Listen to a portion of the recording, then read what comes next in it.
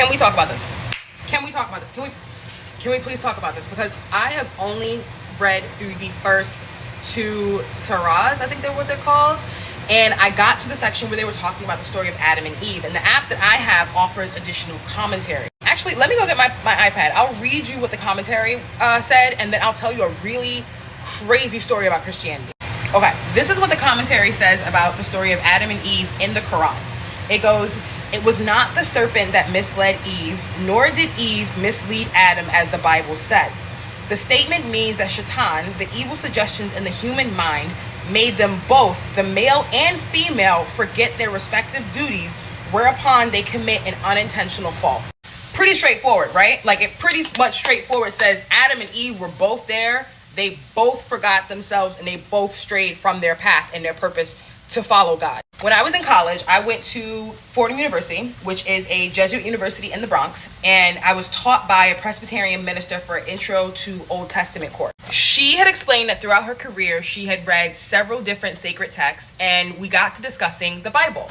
And she said that in every early translation of the Bible, Adam was present with Eve when the serpent presented them with the temptation to eat from the tree.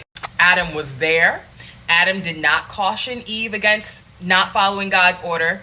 He fell for the same temptation that she did. The Bible was then modified because the church wanted to support the ideology that men needed to have dominion over women. And so they needed to use the story of Adam and Eve to show how women were more prone to sin, and that was why you needed to control them. When she told me that, I think that was the start of me pulling away from Christianity, because the way in which this root story of Adam and Eve has been used to just vilify women for existing, that any violence brought upon us by a man is just, it's our fault because we tempted that man.